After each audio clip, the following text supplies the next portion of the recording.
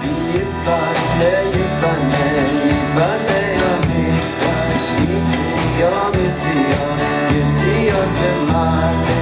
Yiboneh, Yiboneh, Yiboneh HaMikdash, Yitzion, Yitzion, Yitzion Temaneh. Neshama shir chadash. Shalom Aleichem, welcome to the Yiboneh Beit Midrash. Welcome home to Torah. A very warm welcome, and we're very happy to see in the Beit Midrash people who have traveled far and near. Baruch haba.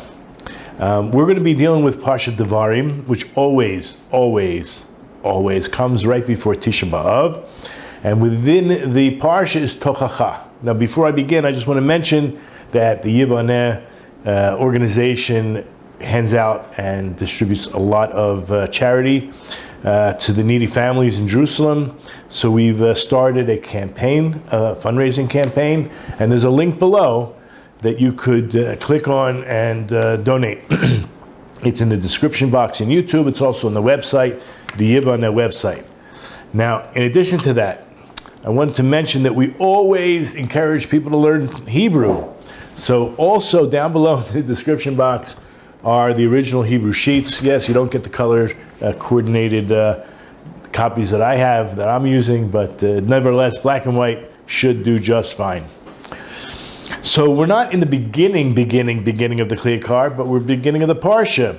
So as I mentioned, that there's tochacha, rebuke, that Moshe is giving, and it's clear, at least through Rashi and many others, that in the beginning, the first few verses, the places that are mentioned are places where the Jewish people had sinned, and therefore it's a hint, giving a remez to the Jewish people that they need to do tshuva, or they need to straighten themselves out and not do such a thing again, because that's part of tochacha. It's to strengthen somebody not to sin. So we discussed in previous classes why Moses felt the need to hint, and you can go back to some of those classes, but in short, because this is the best way to get somebody to receive your rebuke, is not to shame them or put them in a certain position where they're embarrassed, but that each person should hopefully understand on his own that he sinned or she sinned, and come around to fix their behavior and all that goes with tshuva. What we're doing, we're on page 3 of the Yakar, and it begins just with the words Bein Paran u Bein Tofel, which is still the first verse. So if you look at the first verse, Deuteronomy 1:1, these are the words which Moses spoke to all Israel on that side of the Jordan, in the desert, in the plain, opposite the Red Sea, between Paran and Tofel. Now, you wouldn't get it in the English, but in the Hebrew, like you would say between Paran and between Tofel and Laban. Because in the Hebrew it says, Bein Paran u Bein Tofel. So the word Bein means between. We're talking about like triangulation. You're talking about trying to figure out an exact geographical location. So you say it's between this point, that point, and over there, and you would figure out where it is. The problem is, well, Rashi says that Rabbi Yochanan said that they looked through the entire Chumash and they never found a place called Tofel or Lavan. So what could the message be from Hashem, which is really Moses' own words? That's a whole nother discussion, why these are Moses' own words, that Hashem decided these are going to be lasting forever. But nevertheless, these places don't exist, or seemingly are not recorded. However, the explanation is that he rebuked them because of the foolish things. So the word tofel, or taflu, seems to be, we'll say, negative, foolish things they said about the man. They complained about the man. And the man was white. And it just as an example where they complained, if you go to Numbers 21:5, so it says at the end, well, we'll read the whole verse. The people spoke against God and against Moses. Why have you brought us up out of Egypt to die in the desert? For there is no bread and no water. We are disgusted with this rotten bread. In other words, when they say there's no bread, it means there's no physical bread. But they've been eating the manna. And the manna, I have to tell you, I mean, who am I to speak against the manna? But the manna was tasteless. What does it mean, tasteless?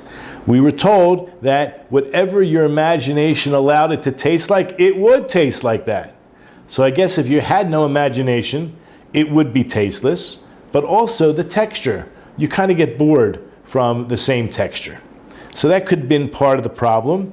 But Rashi actually says, I don't want to get so far ahead, but basically let's go back to the previous Rashi before we went off on Numbers 21:5. So basically what we do know about Paran, right, because it's triangulation between Paran and Tofel, that Tofel and Lavan don't seem to appear in the Chumash, but Paran we know for sure that is where the spies were sent from. And if you go to Numbers 13:3, you'll see clearly, that's number 4 in the source sheet. So Moses sent them from the desert of Paran. V'yishlach otam Moshe mi midbar Paran. There's no question about that, but we're still stuck trying to understand, according to Rashi anyway, the word Tofel and Lavan is definitely talking about the complaints that the Jewish people spoke out in the desert against the man. So going back to Numbers 21:5, I just want to read the Hebrew because I don't really think the English is so justified. It says, we are disgusted with this rotten bread. Perhaps, v'nafshenu lekotza, meaning our souls were disgusted. Belechem hak lokel, that this bread is just ruinous. It's not good. But look at Rashi over there. Rashi over there says, now try to imagine, right? We're eating this bread, or this manna, we're eating the manna, and we're no longer excreting anything. We no longer have any need to go to the bathroom. Apparently, this was so holy, it entered our bloodstreams. It's really hard to imagine, but it was not necessary to go to the bathroom. And so, I guess your imagination could run wild and think, I mean, thank God, we say Asher Yotzar, I'm sure, more than once a day, and we think how wonderful it is that we're able to, our body's able to heal and get rid of the psoles, whatever is extracting the toxins and whatnot. Imagine if you thought that since you're not going to the bathroom anymore, the toxins are remaining in your body, and that is like a curse. So let's look at Rashi. He says, this too denotes this idea of nafshenu kotza, that our souls are disgusted. This too denotes intolerance and loathing. With this rotten bread, since the manna was absorbed into their limbs and not extracted from their bowels, they called it rotten. They said, this manna will eventually swell up in our stomachs. Is there any mortal who ingests but does not excrete? First of all, we have to understand, we were really elevated to a very high level, even though we know that the generation of the Midbar sinned. Nevertheless, they're called Dor Hadeya. I mean, they experienced prophecy on no other level, even greater than Ezekiel, Yecheskel. They were really on a very high spiritual level that is really very hard for us to understand. They were almost like angels. I mean, they ate this bread that did not, or this food, the manna that did not digest in normal fashion. And perhaps that freaked them out a little bit, right? Perhaps that freaked them out a little bit. Okay, so let's go back now into the Yakar. What I want to explain is based on the word bain ubain, even though that was not discussed by Rashi. In other words, the place, Paran and Tofel Lavan is, but bain ubain just sounds like it's between this place that we mentioned and between that place that we mentioned.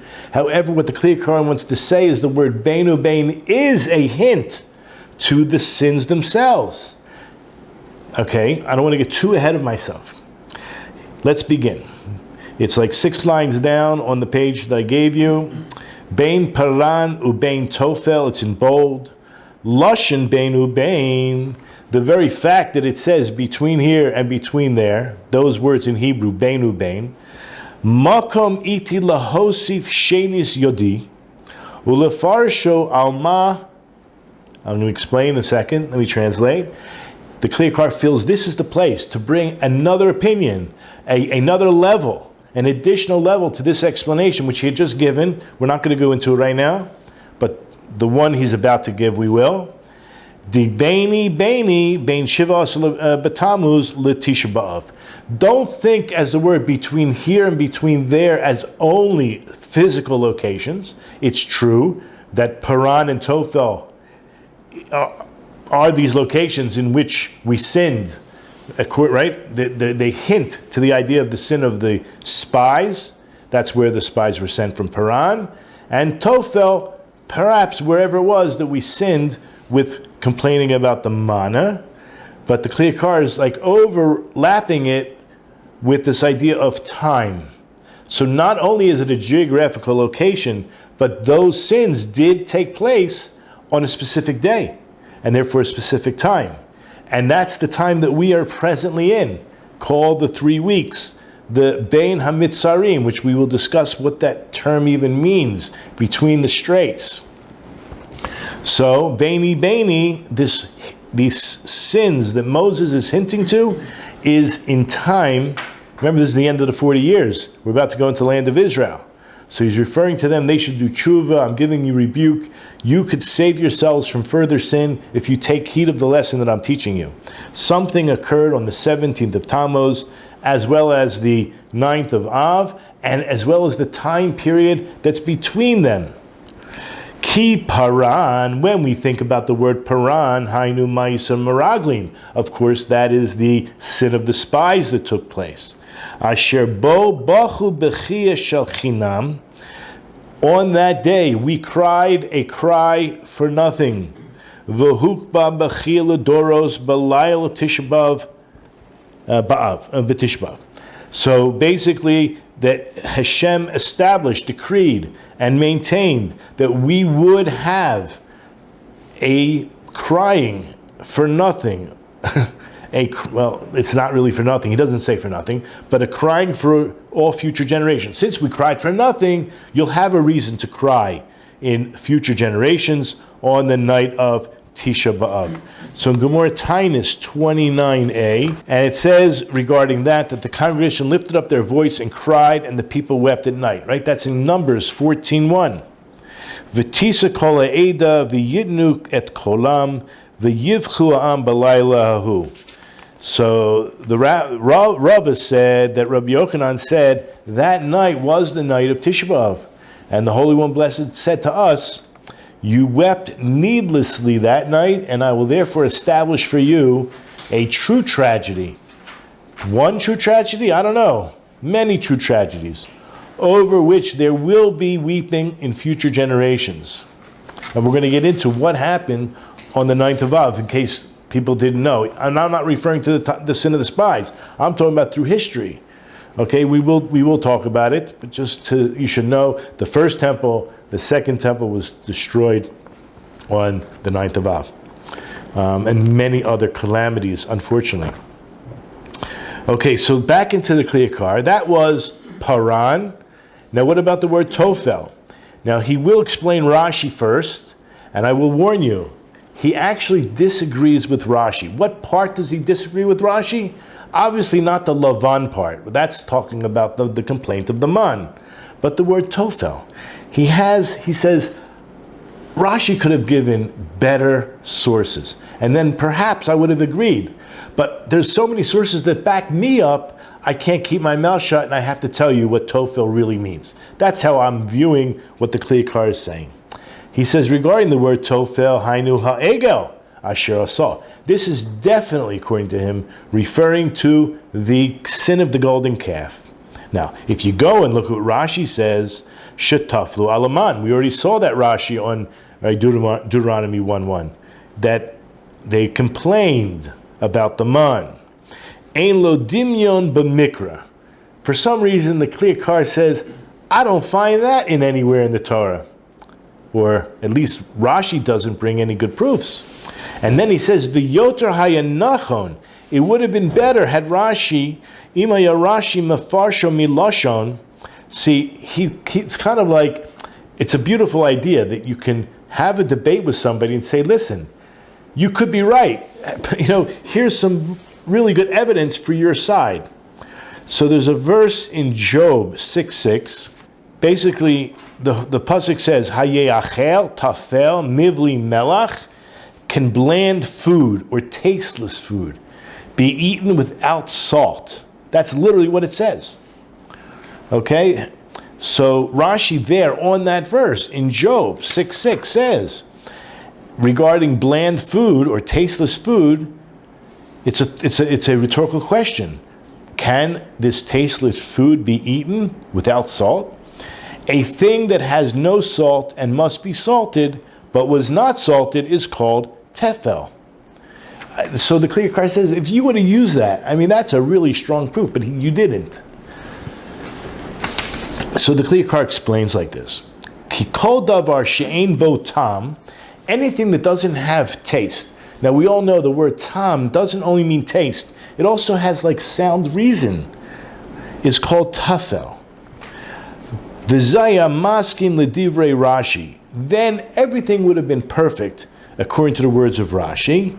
Ella, but according to the Kli Yakar, he wants to say like this: Lefi darkenu karov lishmo. According to our way of learning it, because he already said it's the ego, it's the calf, the golden calf, the sin of the golden calf. According to the way we learn it, it's really easy to understand that shemasei ha'ego remez betofel. There's no question that this place, the location that Moses is using to hint to a certain sin, is referring to the sin of the golden calf.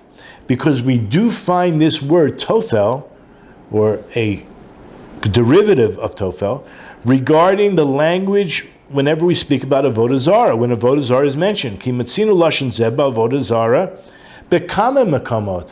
Now he gives three very strong proofs.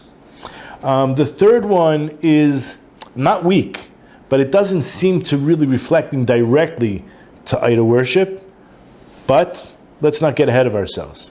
The first proof he wants to give us is in Jeremiah 23:13, regarding the prophets of the north. And in the prophets of Samaria, I saw unseemliness. When we say unseemliness, we mean dross. We mean things that are secondary and hinavu babal, that they actually prophesied regarding idols. What you understand what's going on here? That these prophets were worthless. These prophets were worse than worthless. They prophesied regarding the Baal, and the rest of the verse says they misled my people. Vayitu et ami et Israel. They led them astray. So that is worse than tasteless. It is not even tasteless. It's something very negative and bad. And it does have to do with idol worship. The next verse he brings in is in Eicha, that's Lamentations 2 verse 14. And maybe it's a little bit stronger. Nevi'ai chazulach shav v'tafel.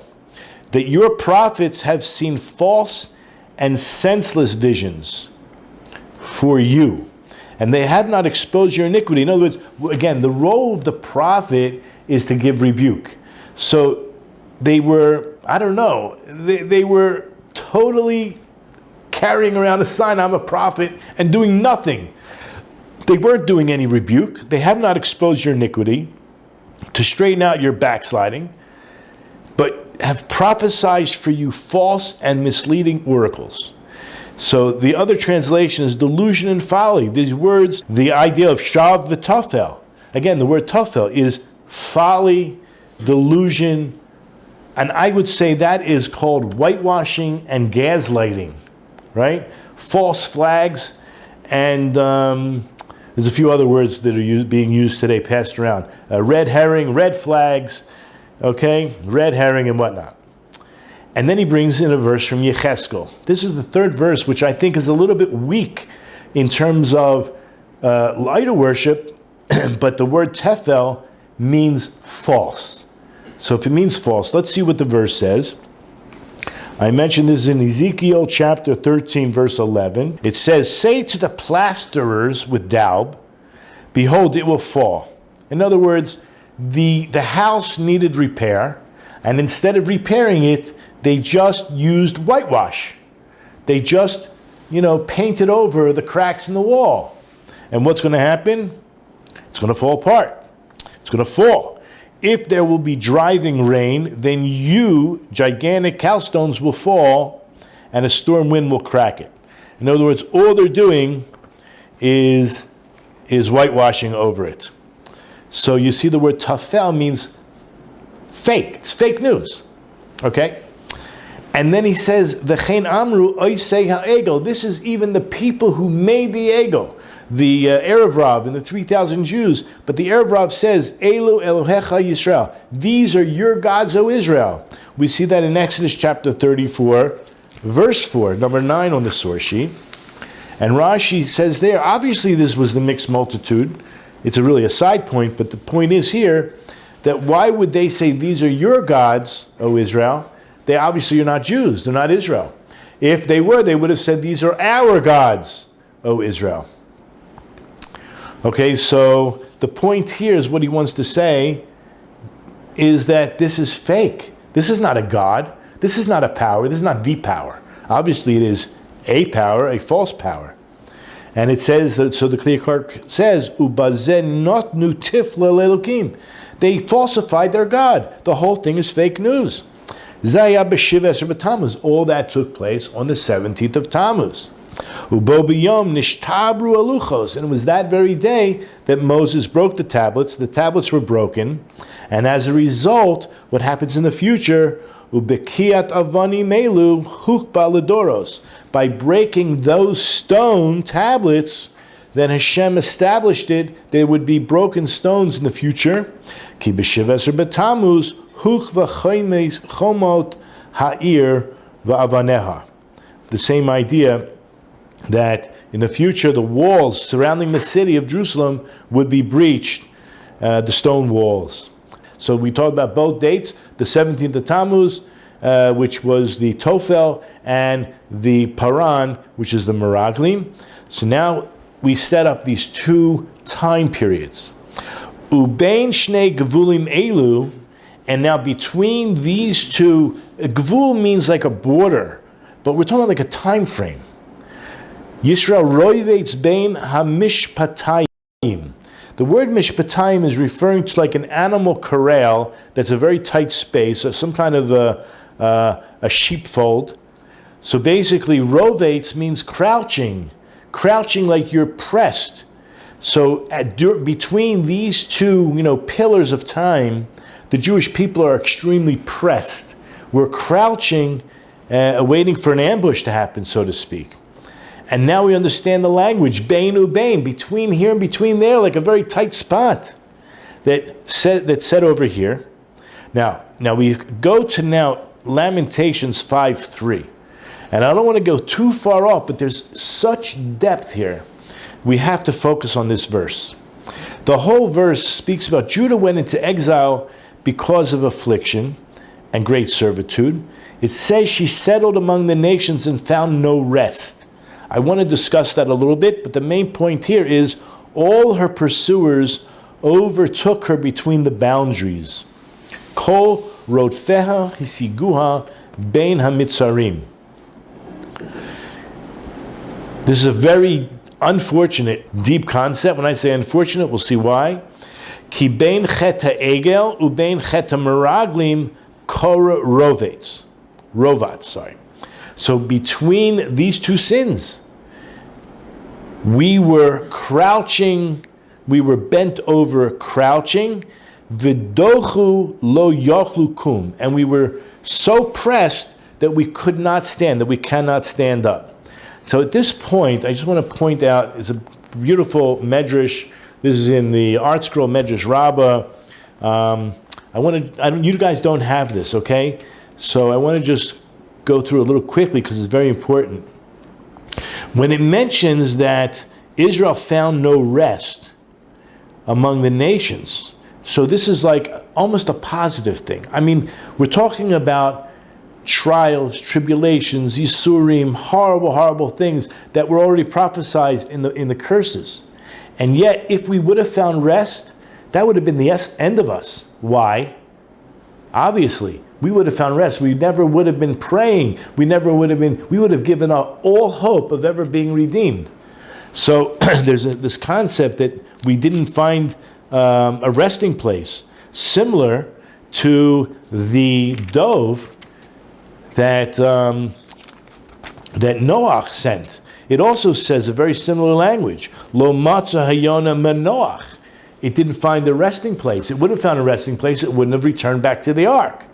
So too, by us, the Jewish people, if we would have found a resting place among the nations, we would have been comfortable. That would have been the end. Regarding all her pursuers, right? It says, Kol rodfeha hisigua beina mitzarim. So the actual measure says this is talking about the 17th of Tammuz and the 9th of Av. I'll just read it clearly. These are the words by Benanas, by its landmarks and boundaries. What does that mean? Alternatively, the verse's expression, all her pursuers overtook her between the straits, mean they overtook her in the days of distress, extending from the 17th of Tammuz until the 9th of Av.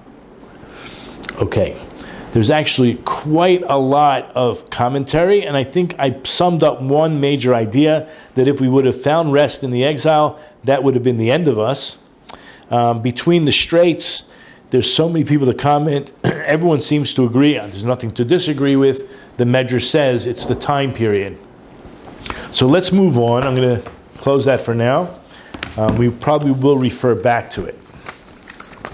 So the Yakar continues here and says, Ki b'derech hateva ein hatzale mipnei akat oyev, ki im be'echad mishnei drachim o b'shneim achad.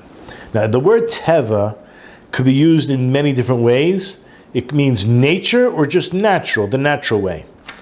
So what he's going to discuss with us is what we're going to call the natural way in meta, in transcendental, in spirituality. There's a certain natural function, things that happen a certain way.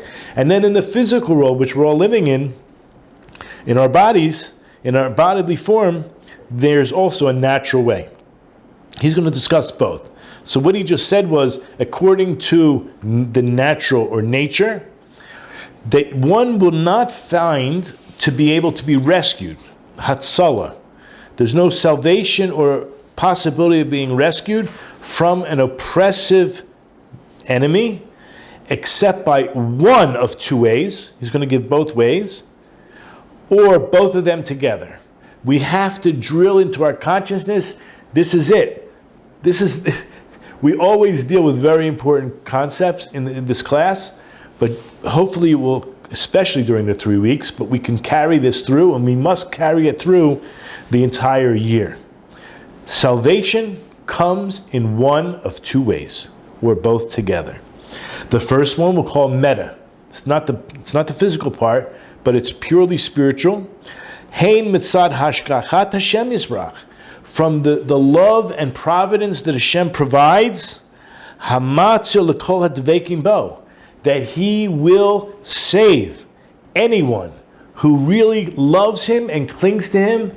Obviously, that means there's also obedience, but let's say at least on the spiritual side, there's a clinging to Hashem, a willingness to be intimate with Him, and Hashem will respond in kind and save you because you're close to Him. Af im einan atzumim bateva, even if you're not physically strong, you don't have the physical strength, but you have obviously a lot of emunah, a lot of spiritual strength. Mikol makom kishein mekayamim, nevertheless, as long as you're fulfilling, as the verse says in Deuteronomy chapter 6, verse 5, v'ahavta es Hashem Elokecha. Actually, we'll call it the second line in this Kriya Shema we say several times a day, and hopefully we make it real, because it's one thing to read it, and it's another thing to internalize these ideas. That we have a commandment to love Hashem. How does one come to love Hashem? By looking at the virtues, looking at all the goodness that He's bestowed upon us. How can we not love Him in return? And that should cause hagoyrem hadvekos b'Hashem Yisbrach. That would cause, let's just say, a natural flow that you would end up being intimately close to Hashem. You have a relationship. As humatzil kol dvekim bo. Then as a result, He will save you. He'll save all those who are close to Him. Now that would be the meta part. What about the physical part? Hey mitzad teva. The word teva here is used in a more natural, physical sense. Kishem mekayamim, when one fulfills the other aspect of love. Now that you'll find in number 13 on the source sheet. Leviticus 19:18. V'ahavta l'reacha chamocha, one of the greatest, or perhaps according to Rabbi Akiva, the greatest principle of the entire Torah. You shall love your neighbor as yourself. The Rashi says there at the end, Rabbi Akiva says, this is the fundamental, all-inclusive principle of the Torah. Okay, so that's true. Everything we said is true, that if you do, number one, love Hashem, there'll be a salvation from heaven. If you love other people, humans, as ish es re'ehu yazoru. If you really try to go out and just be a kind person, not so stingy, just with your time and your money, or whatever it is, with your midos, so you're a kind person, other people will act and respond in kind. They will be there to help you. Afimem choitim. Now this is amazing. Even if you're totally lacking the emunah in Hashem, you're totally a sinner, right? Nevertheless, you've sar Hashem eleim. As a sinner and you've removed God from you, mi kol makom, nevertheless, yesh lem katzat tikva b'derech hateva. At least there's a little bit of hope in the physical world that you could have some kind of, obviously we're not talking about the same kind of salvation in heaven, but be saved from a difficult situation. Provided, he does say, im lo titnaged lehem hamaracha. Provided that you did the communication didn't break down totally. See, the maracha means like the matrix, the network. So provided that you didn't really go against, I think, societal norms, right? You're not standing out as like some great tzaddik, but at least you're not known to be an evil person. You're just a regular guy, a regular woman. Now, based on that, he says, "Ubishnei zmani melu." Remember, we're now talking about these two time periods. Ivdu Yisrael shneim ke'echad. We, the Jewish people, we violated both. We lost both possibilities of being saved, or salvation during these two time periods. Again, we weren't loving God and we weren't loving each other. The loving, right? Let me plug them in. The loving the God part, we weren't doing because we were worshiping a calf. Obviously, that's idol worship, and therefore it's not loving God. And on Tisha B'Av, which I want you to understand, this is a good question, what I'm about to ask. How is it not wanting to go into the land of Israel somehow reflects sinat chinam, hatred for your brother? If you do not ask this question, good luck in life, right? How can you not ask this question? I hope everyone has asked this question.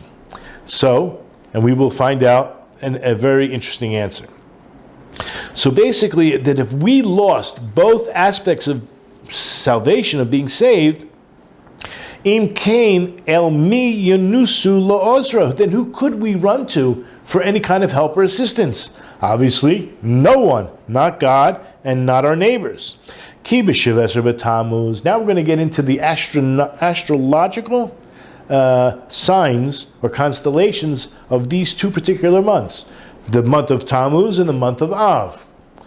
So on the 17th of Tammuz, Sha'asu Ego, in which we made the golden calf, Bo biyom nozuru achor, we were going backwards. We were retreating from our Dvekas Hashem. We were removing ourselves from Hashem, or removing Him from upon us, and we were walking backwards. I'm going to say so to speak, but he's going to describe it like this. Uponu el Hashem Yisbrak Oref. We actually turned our back of our necks towards God, velo panim, not our face. We weren't moving forward. B'chodesh Shemazlu Sartan, specifically in the month of Tammuz, which the astrological sign, right, I call it the zodiac sign, is the crab. Shedarko Leilek La'achorav. The way of the crab is to walk backwards. Or let's say sideways. It shows its neck, the back of its neck, to where it's in the direction it's going in. Kach, or maybe it walks backwards altogether. Kach nazru achor, so too, that's what we did. We turned our backs towards Hashem. V'az ivdu hatzala haba'a mipat hashkacha. And then as a result, we lost the possibility of salvation that would come through Hashem directly, period. That would be the 17th of Tammuz. That's the crab. Uba Tisha B'Av, now on the month of Av, on the 9th of Av, that's where we sinned with the spies. Bo biyom nolada midas sinas china b'Yisrael. This is what it's telling us, that on that very day was born a very bad character trait amongst Jews, and that's called sinat chinam, causeless hatred, baseless hatred, irrational hatred, however you want to translate it. Now, what he's about to do is teach us what we should probably already know in psychology, modern psychology, what they call projecting or transference. But hear the verse, because it's so hard to even hear this verse, that this is what we said.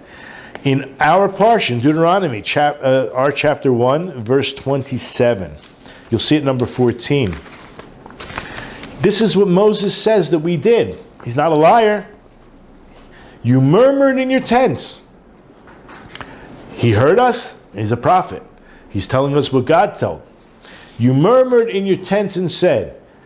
Maybe it means we all said it in our hearts. Because the Lord hates us. He took us out of Egypt, out of the land of Egypt, to deliver us into the hand of the Amorites and to exterminate us.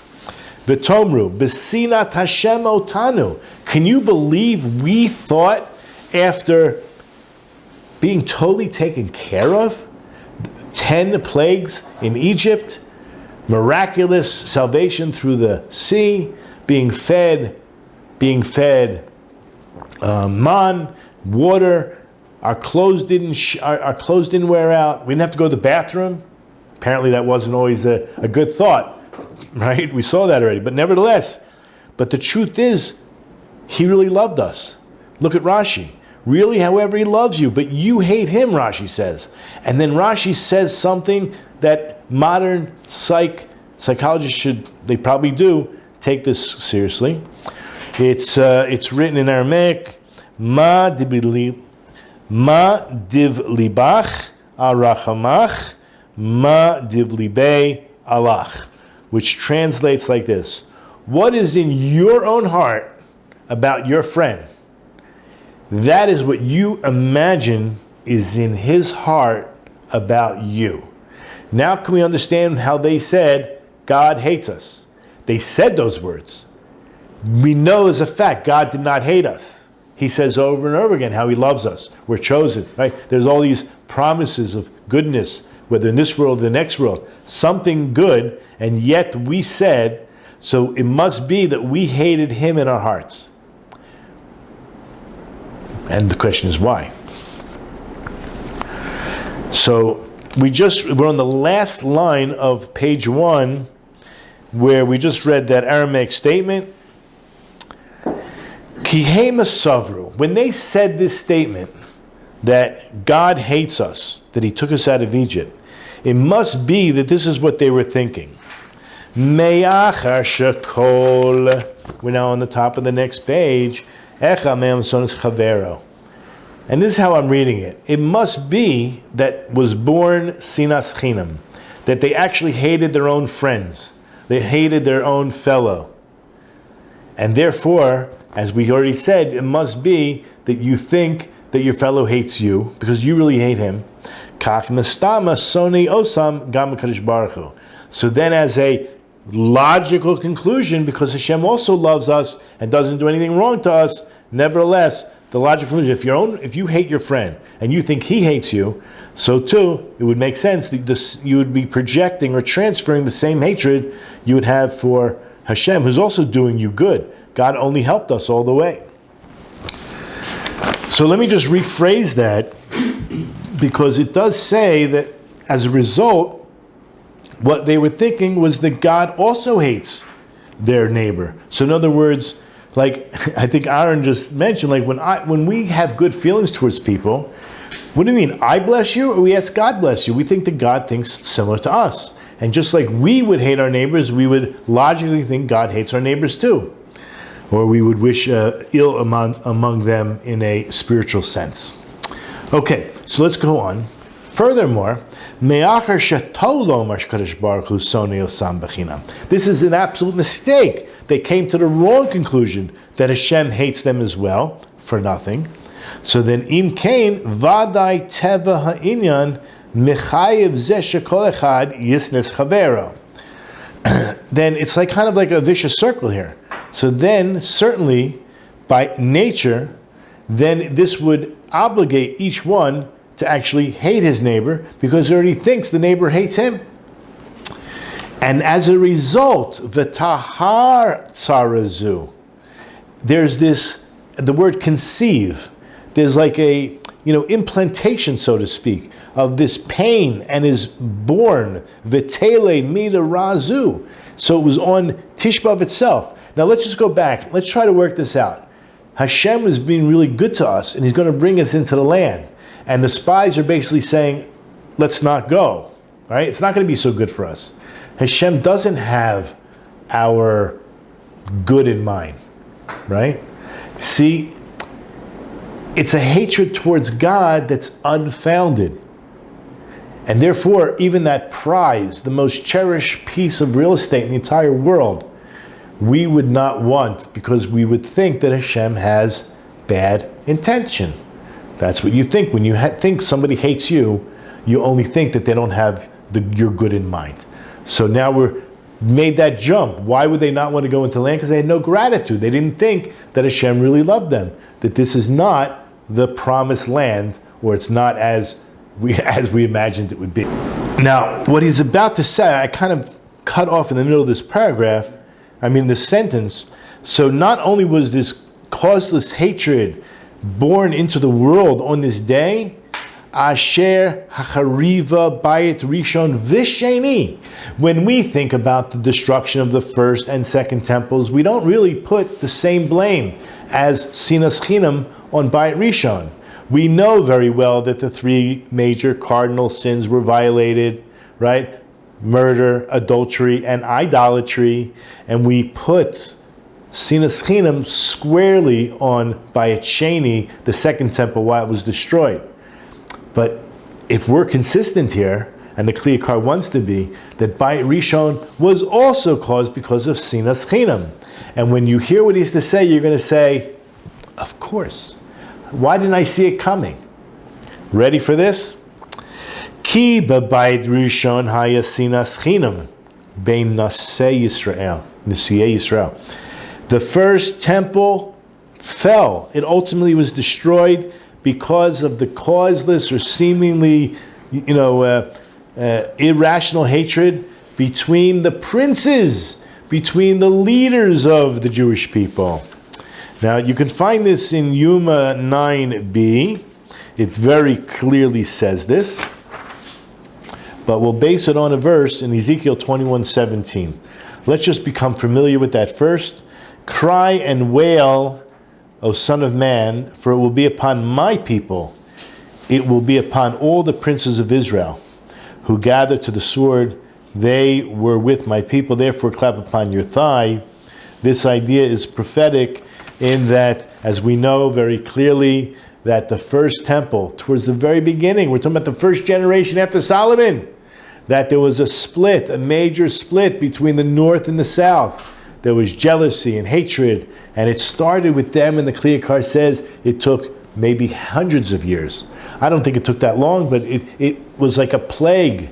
I don't even want to use the latest one that seems to be very catchy and infectious. But when you have the leaders that have an infection, a plague, then it will eventually, if it's not cut out or treated, it will eventually make its way down to the rest of the people. And that's what the Gemara in Yuma basically says. So let's continue. He says like this, Ubabayit Sheni Pasa Hanega Bain Kol Yisrael. So in other words, during the Bayit Rishon, there was this hatred only amongst the leaders. But by the second temple, this disease spread, or the plague spread amongst all the Jewish people, as it says in Yuma 9b. Now all this took place, right? Zehaya b'chodesh Av.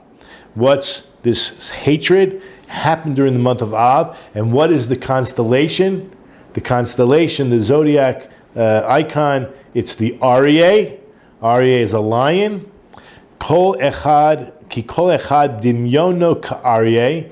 Each one modeled themselves, modeled themselves like a lion, yichsov litrof es chavero, who tears apart and destroys his friend. Va'az ibdu gam hatzala hativi'it, and as a result, we lose that natural tendency for people to help each other. Ki im ein ahava beinehem, there is no love amongst them. Ve'ein echad soimek va'ozer lechavero, nobody is there. There's nobody to rely on to help somebody else. And he ends with a little bit of poetic fashion, as it says in the prophet Amos, chapter 7, verse 2. Mi yakum Yaakov ki katan v'dalhu. See, the name Yaakov as opposed to Yisrael somehow always represents not the highest level, right? Israel's the higher level. Yaakov is when we're not yet reaching the highest level. And therefore, how can Yaakov get up when he is so small? He has no merits. So that means we have nobody to rely on when we're Yaakov, but when we're Yisrael, then we are Sar Keal. We are actually truly ambassadors of God, as the name represents. Okay, Nimsa Shebein Gvulim Elu. Now it comes out that during this time period, between these pillars of time, between these, we're going to even call it fences, right? There's these borders. Between these borders, Nitparada Havila Mikol V'Kol. The package became entirely unraveled. The package of what? Of salvation through Hashem, through fellow human beings. Kisaro Maher Min Hashem. Because we quickly turned away from God. V'saro Gam Ish Me'al Achiv. And so too turned away one person from his fellow, his brother or sister. Nimsa, so it comes out that on the 17th of Tammuz and on Tisha B'Av, Nimsa, Shiva Eser B'Tammuz V'Tisha B'Av, Gader Mizeh V'Gader Mizeh. It's like a fence, it's like a border, it's like we're going to be talking about being in this tight spot. What do we call this time period? Bein HaMitzarim. Bein HaMitzarim.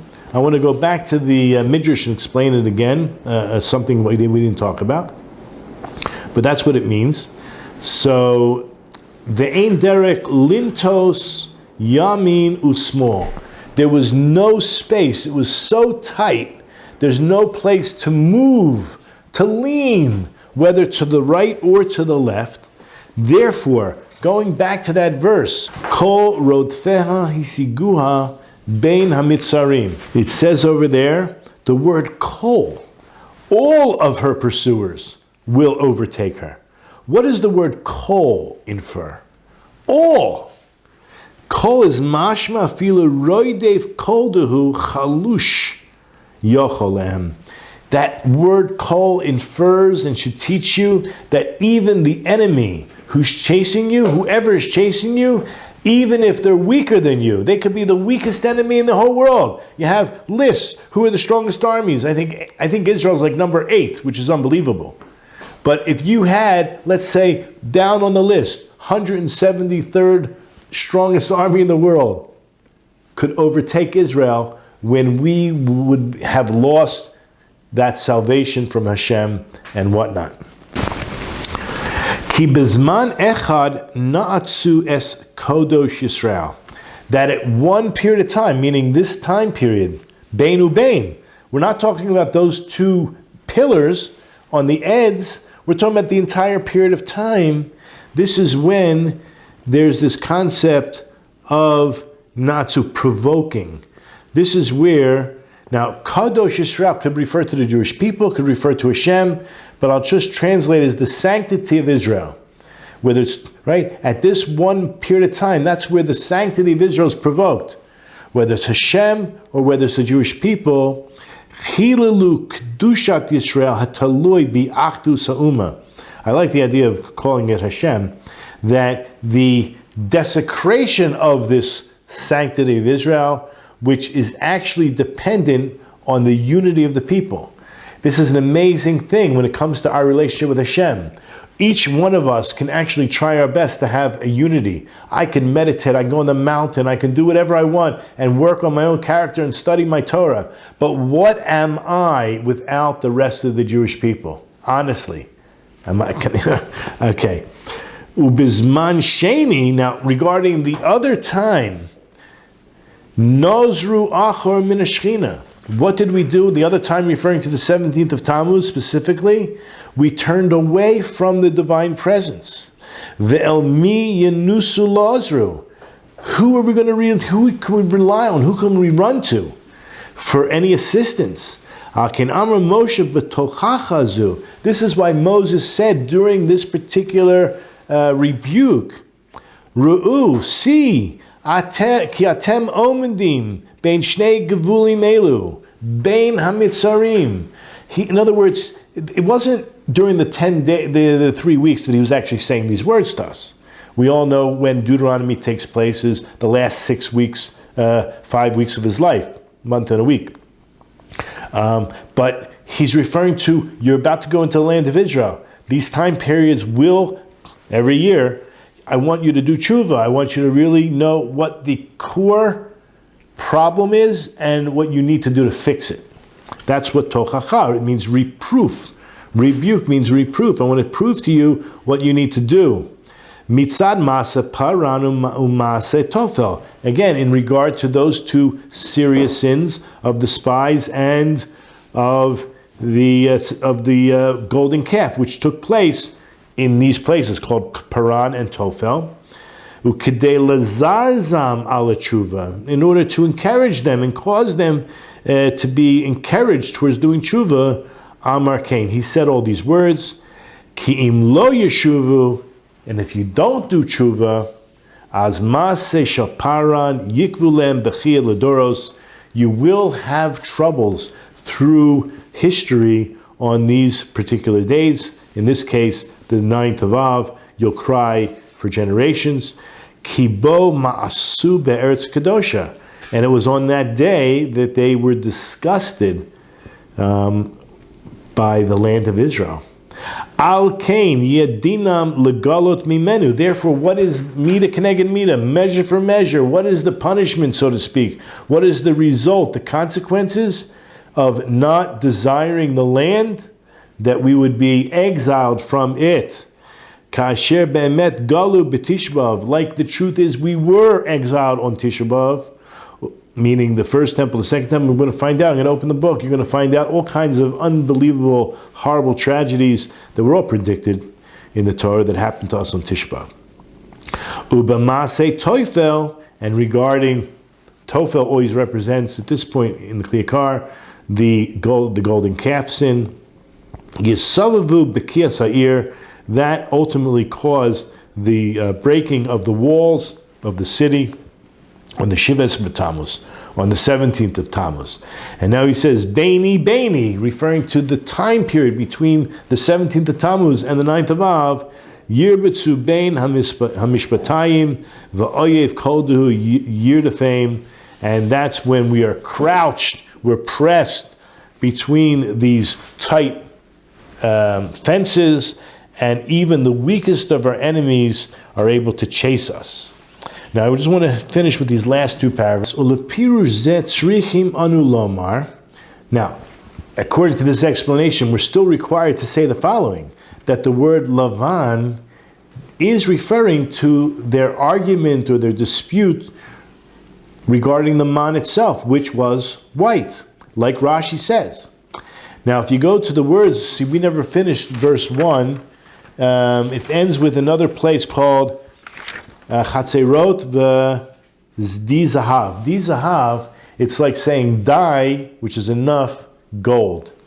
So V'Di Zahav, the Yakar wants to say, is a remez lechet b'nei Gad v'Ruvain, that hints to the sin of the 2.5 tribes, the 2 tribes that wanted to stay on the other side of the Jordan, that they, remember the rebuke we gave a few weeks ago, Moses gave a few weeks ago, that they had their priorities mixed up, that their money was more important than their family.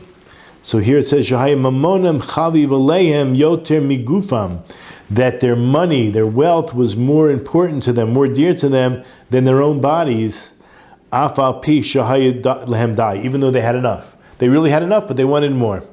Okay, so that is a rebuke regarding that.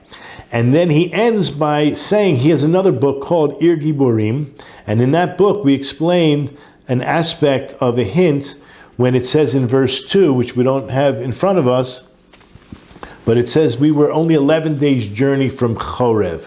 Achad Aser Yom Mei Chorev. So why 11 days? What is the significance of that? So he sums it up by saying that there are 11 days of mourning that we do throughout the year. Al Achad Aser Yom Shemit Ablim Al Churban Bayit Beit HaMikdash B'Shana. There are 11 fast days, or I shouldn't even say fast days, 11 days in which we do actively mourn. And those are the 9 days of the month of Av. That's what we're in right now. From Rosh Chodesh Av until Tisha B'Av itself. Obviously, there's always at least one Shabbos. Should be 2.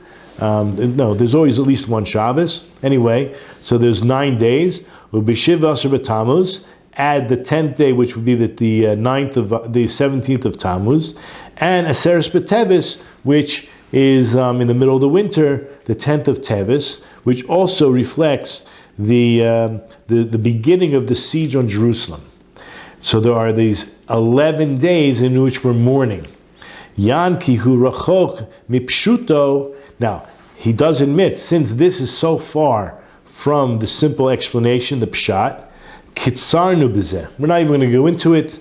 Avaloshin beinu bein, but he's so clear that beinu bein, which really is meaningless. It's because it's referring to Paran and Tophel, but still it means between here and there. It's soivel peruzeh ap b'derek pshuto. There's no question. This still relates very much to the simple pshat, because you don't need to say beinu bein. What did you need to triangulate places that don't even exist?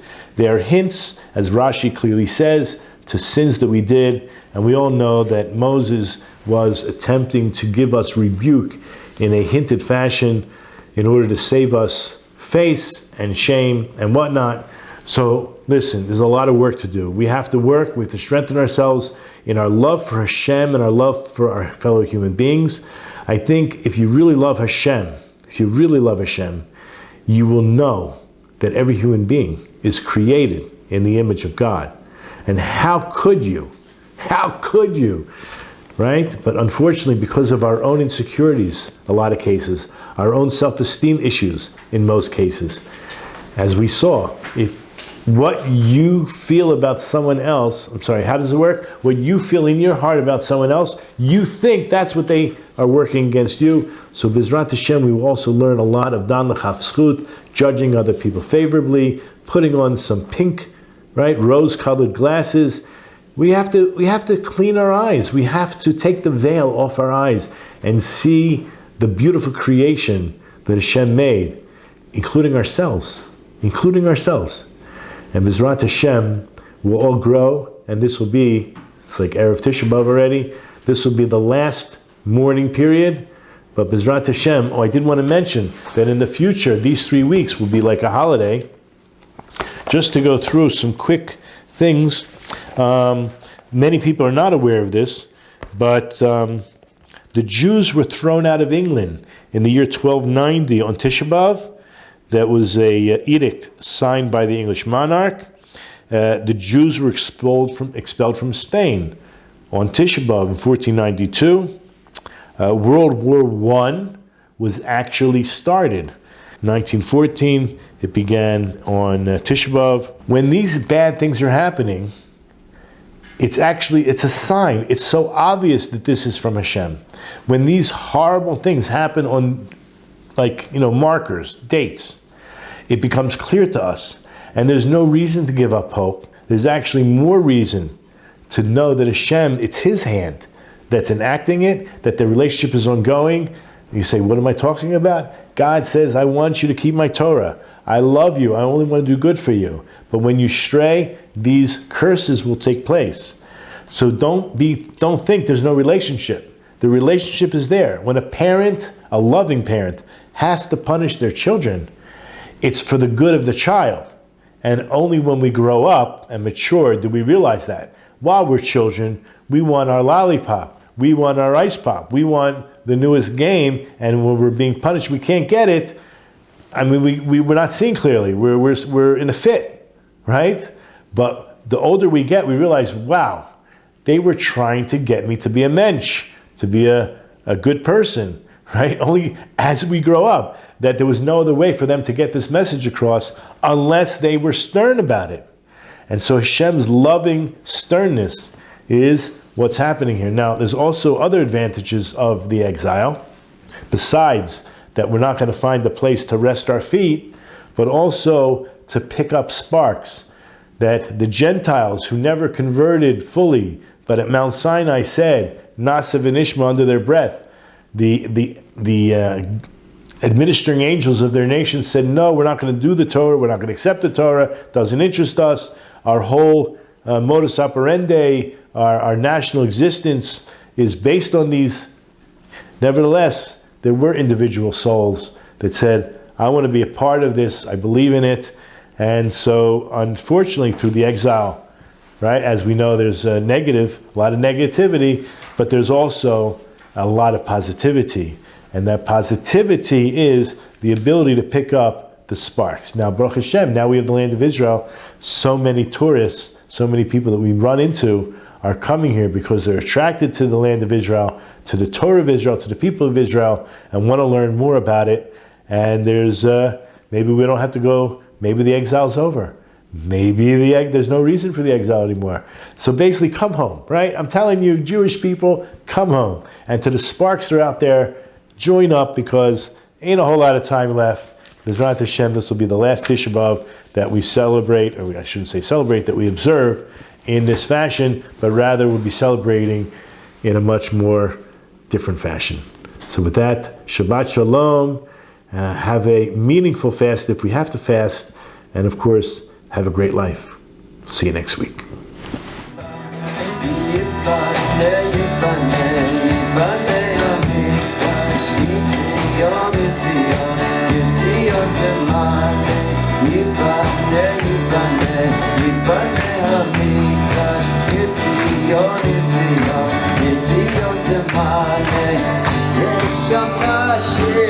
It's